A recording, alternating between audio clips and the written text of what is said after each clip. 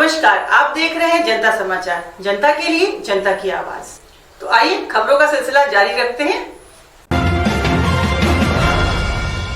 बिहार में विधानसभा चुनाव को लेकर सियासी घमासान तेज होता जा रहा है। बात करें बेगूसराय विधानसभा सीट की तो इस बार यहां एनडीए में टिकट बंटवारे को लेकर असंतोष नजर आ रहा है। ऐसे में सवाल उठ रहे हैं कि कहीं बागी कैंडिडेट इस चुनाव में बीजेपी के लिए मुश्किलें खड़ी ना कर दें। हालांकि वर्तमान में बेगूसराय विधानसभा पर कांग्रेस का कब्जा है, लेकिन यह सीट बीजेपी की परंपरागत सीट है। 2000 से लेकर सन 2015 तक ये सीट भारतीय जनता पार्टी के कब्जे में रही है। इस बार बीजेपी के बेगूसराय नगर निगम के मेयर उपेंद्र सिंह के बेटे और स्थानीय सांसद केंद्रीय मंत्री गिरिराज सिंह के करीबी कुंदन सिंह को अपना उम्मीदवार बनाया है। कुंदन सिंह की उम्मीदवारी के बाद बीजेपी के कई दिग्गजों ने सवाल उठाए हैं। कई तो खुलकर सोशल मीडिया पर अपनी नाराजगी जाहिर कर चुके हैं। बीजेपी के कद्दावर नेता रहे स्वर्गीय सांसद भोला सिंह की पुत्र वधू वंदना सिंह ने बंटवारे पर सवाल खड़े किए हैं। उन्होंने बेगूसराय सांसद और केंद्रीय मंत्री गिरिराज सिंह पर निशाना साधते हुए कहा कि विधानसभा का टिकट इस बार महलों में कैद कर दिया गया है, जनता इसका जवाब देगी।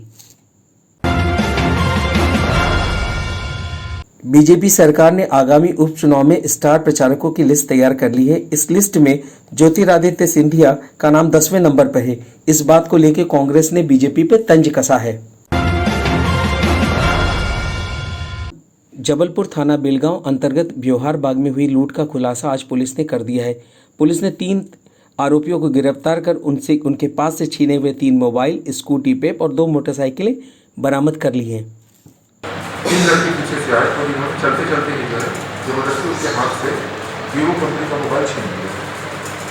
इसी के तात्पर्य में सभी टेक्निकल एविडेंस जो है गैदर किए गए और इसके बाद निशानदेही पर 3 लड़कों को जो है गिरफ्तार किया गया। एक बादशाही बालक है एवं 2 आरोपी जो एडल्ट हैं वो है सोरेन गोरिल्ला, ये हनुमानका पचकुइयाँ के रहने वाले हैं और दूसरे हैं नौशाद मोहम्मद पिता इरशाद मोहम्मद 19 साल के, ये भी पचकुइयाँ हनुमानगढ़ के रहते हैं।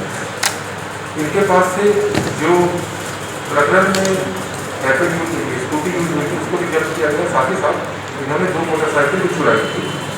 दोनों मोटरसाइकिल जो है इन्होंने सिविल सेंटर से चुराई थी, तो इनको भी जो है जब्त किया गया। बेसिकली हमारे पास जब मुस्लिम वाले छीने में 2 मोबाइल हैं, एक एक्स्ट्रा रियलमी की जो कंपनी का जो है मोबाइल ज्ञात हुआ है, जिसके बारे में और पता लगाया जा रहा है कहाँ से लोगों ने जो है ये लूट की है। एक स्कूटी रिकवर की गई है और 2 चोरी के बाइक रिकवर की गई है।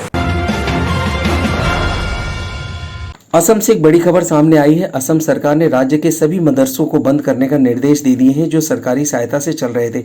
इन मदरसों को अब स्कूल में तब्दील किया जाएगा। राज्य के कैबिनेट मंत्री हेमंत बिस्वा शर्मा ने ऐलान किया है यदि मदरसों में कुरान की शिक्षा सरकारी पैसे से दी जाएगी तो बाइबल और गीता के लिए भी स्कूल बनाने पड़ेंगे। इन सभी मदरसों को स्कूल में परिवर्तित किया जाएगा। Unique distinction of running madrasa through the government funding. In my knowledge, Government of West Bengal runs madrasa on the state funding, as well as probably 1 or 2 states they run the madrasa under the state funding. What we are trying to do that all these madrasas will be converted to a normal regular school, or in some cases the teachers will be transferred to normal regular schools and madrasas will be closed. So government will come out with this notification in the month of November. देश की राजधानी भोपाल में एक सामूहिक दुराचार का मामला प्रकाश में आया है।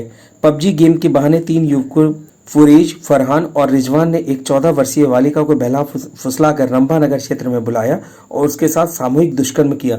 यह घटना सितंबर माह की बताई जाती है। इसके बाद इन तीनों आरोपियों ने बालिका को ब्लैकमेल कर कई बार बुलाकर दुष्कर्म किया।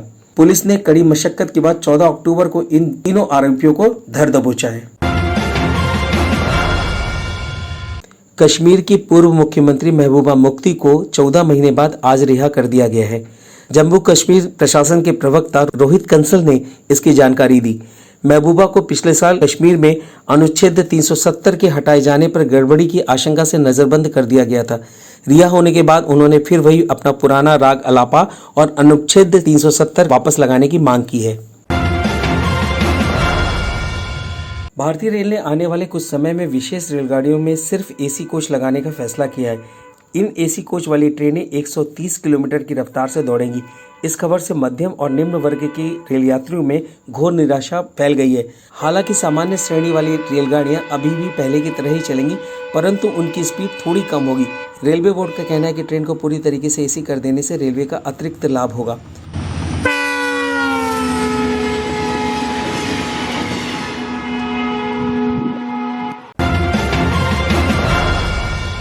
बुलेटिन में इतना ही। तो बने रहिए जनता समाचार के साथ, जनता के लिए जनता की आवाज। आप देख रहे हैं जनता के लिए जनता की आवाज जनता समाचार। अन्य खबरों के लिए हमारा चैनल सब्सक्राइब करें।